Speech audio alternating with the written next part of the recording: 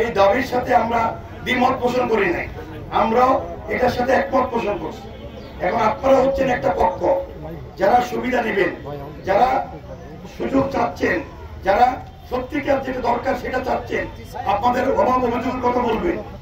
এখন কোন রাজনৈতিক সরকার নাই, আপনারা খুব ভালো করে জানেন। ইন্টেরিয়র গভর্নমেন্ট সব সময় আমাদের যারা সিভিল কর্পোরেশন থাকে ওরা আমাদের এখানে অভিভাবকের ভূমিকা পালন করে। তার মধ্যে আমাদের আমি আপনাদেরকে বলেছিলাম আমার ইউএনও স্যার আসবেন, ইনশাআল্লাহ ইউএনও স্যার চলে আসছে। আপনারা আপনাদের বক্তব্য আমাকে কথা দিয়েছেন যে আপনারা আপনাদের বক্তব্য বলবেন, স্যার আপনাদের বক্তব্য শুনবে, সলিউশনের কথা বলবে, তারপর সিদ্ধান্ত নেবে এবং আপনারা মানবেন। কথা ঠিক না বেটি? কথা ঠিক না বেটি? তাহলে এখন একজন কষ্ট করতে চান কিনা? আমরা কিন্তু বন্ধ করতে আসিনি, সমাধান করতে আসছি। এখন সমাধানটা তো অবশ্যই যৌক্তিক হতে হবে, বসে করতে হবে। আপনারা যদি এখানে বসে কষ্ট করেন আপনাদেরও কষ্ট হবে, পাশাপাশি যতগুলো গাড়ি আছে আমাদের লালমনিরহাটের লোক এরাই সাফার করবে, অন্য কেউ সাফার করবে না। এই রাস্তা আমাদের লালমনিরহাটের লোক ইউজ করি কিনা? আপনাদের উচিত আমি মনে করি মানুষকে কষ্ট না দেওয়া, কারণ আপনারা কষ্টে আছেন, কিন্তু আরেকটা মানুষকে কষ্ট না দেওয়াই ভালো। আমরা সবাই চাই আপনাদের যে সমস্যার সমাধান হোক। আপনি কেউ কোনো কিছু বলতে চান? স্যার এদিকে কিছু বলতে চান? আচ্ছা, কমাতে হবে আমাদের দাবি মানতে হবে কৃষকের দাবি কই ভোক্তাও দিছে বাজার কমবার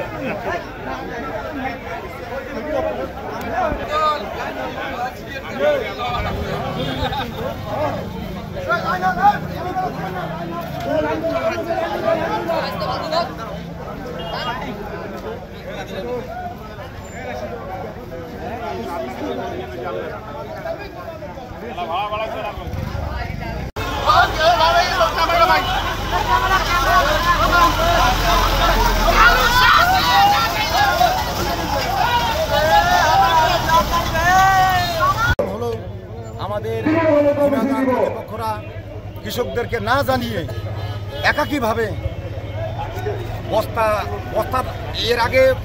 এর আগে নির্ধারণ ছিল বস্তা প্রতি 350 টাকা, আমরা আমাদেরকে 20 টাকা ফেরত দিয়েছিল। কিন্তু এবার কর্তৃপক্ষরা কৃষকদেরকে না জানিয়ে কেজি প্রতি 12 টাকা দর নির্ধারণ করেছে।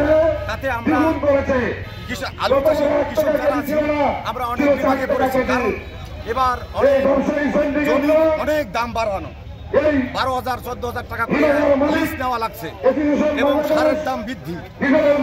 সাফল্যে আমাদের কেজি প্রতি আলু প্রায় 16 টাকা উৎপাদন খরচ হয়েছে।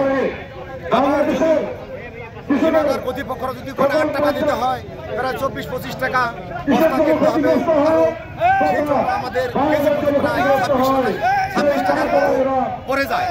যাতে